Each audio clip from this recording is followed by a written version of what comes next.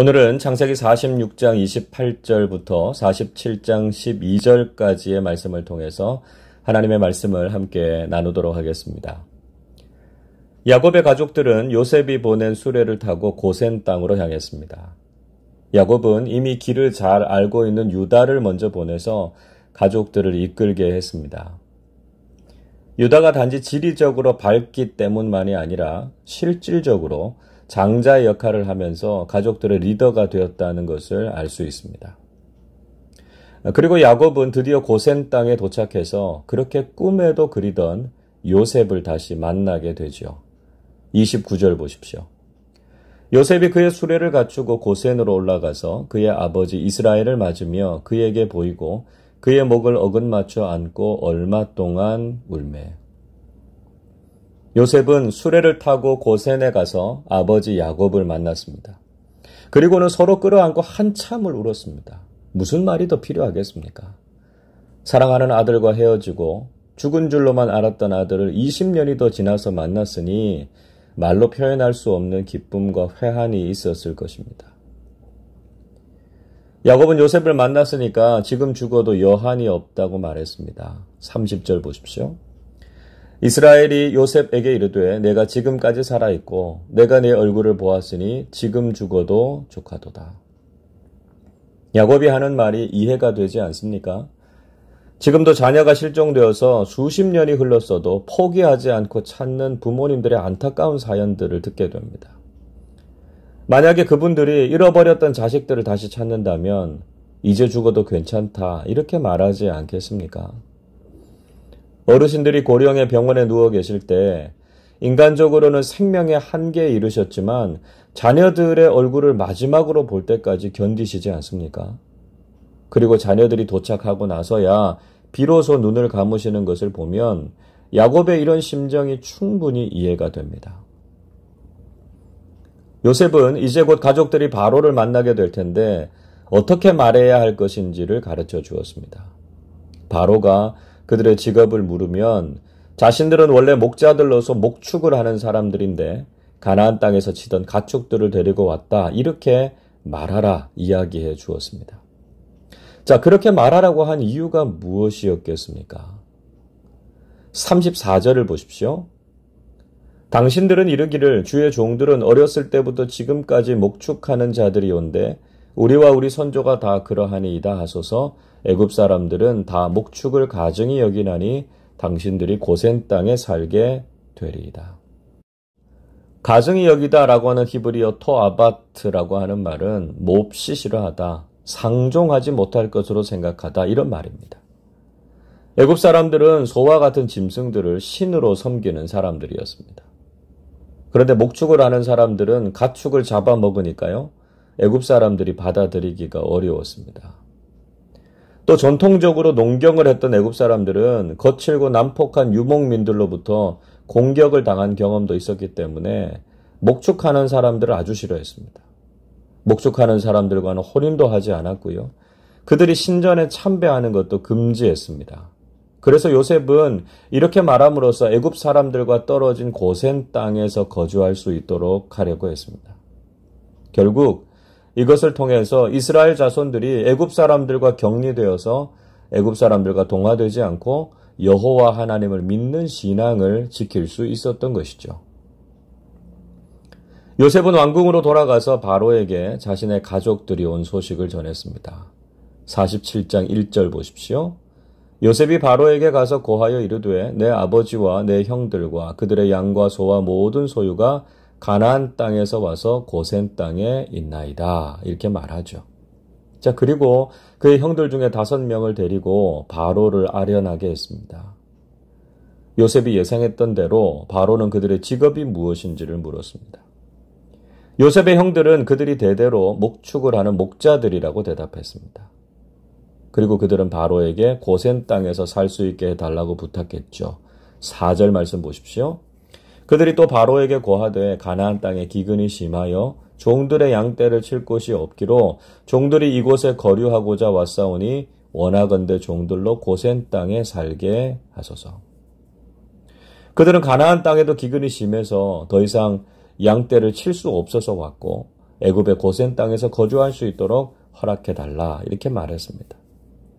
바로는 그들의 부탁을 흔쾌히 들어주었습니다. 6절입니다. 애굽 땅이 내 앞에 있으니 땅의 좋은 곳에 내 아버지와 내 형들이 거주하게 하되 그들이 고센 땅에 거주하고 그들 중에 능력 있는 자가 있거든 그들로 내 가축을 관리하게 하라. 바로는 요셉에게 고센 땅만이 아니라 애굽에서 더 좋은 땅이 있으면 어디든지 그의 가족들을 머물게 하라고 말했습니다. 또 그들 중에 능력이 있는 사람을 데려다가 자신의 가축들도 관리하게 할 것을 제안했습니다. 바로가 얼마나 요셉을 신임하고 있었는지를 다시 한번 확인할 수 있습니다. 바로는 요셉에게 모든 것을 다 맡겼고 애굽 땅 어디든지 그가 원하기만 하면 가족들에게 줄 수 있었습니다. 그리고 자신의 가족들도 왕을 위해서 일할 기회를 얻게 할 정도로 그의 영향력과 신망은 대단했습니다. 또 요셉은 아버지 야곱을 바로 앞에 서게 했습니다. 7절을 보십시오. 요셉이 자기 아버지 야곱을 인도하여 바로 앞에 서게 하니 야곱이 바로에게 축복하며. 야곱은 바로 앞에 서서 그를 축복했습니다. 10절 말씀에서도요. 야곱이 바로에게 축복하고 그의 앞에서 나오니라 이렇게 말씀하고 있습니다. 사실 세상적인 관점에서 보면 야곱이 바로를 축복할 만한 상황이나 위치가 아니었습니다. 한번 생각해 보십시오. 양이나 치던 작은 나라의 한 늙은이가 대제국 애굽의 왕을 향해서 축복한다는 것이 말이나 되는 일입니까? 그러나 하나님께서는 세상적으로 불가능한 일을 가능하게 하셨습니다. 비록 인간적으로 보면 초라하고 보잘것없지만 하나님께서는 영적 권위를 가지고 세상을 축복하는 위치에 서게 하셨습니다. 야곱이 보여준 모습은 우리 그리스도인들이 세상 속에서 어떤 권위를 가지고 어떤 역할을 해야 할 것인지를 잘 보여줍니다. 그리스도인인 우리가 세상 앞에 설 때 우리는 마치 야곱처럼 작고 연약해 보일 수 있습니다. 그러나 하나님께서는 우리에게 영적 권위를 허락해 주셔서 세상을 축복하고 은혜를 흘러가게 하는 통로로 세우셨습니다. 여러분, 우리가 세상의 그 어떤 사람들보다 존귀한 사람들임을 기억하십시오. 그리고 지금 우리가 살아가는 세상을 향해서 예수 그리스도의 이름으로 축복하는 사람들이 되시기를 바랍니다. 어둡고 혼란한 이 시대를 밝히고 하나님의 생명과 구원, 은총과 평강이 임하도록 축복해야 합니다.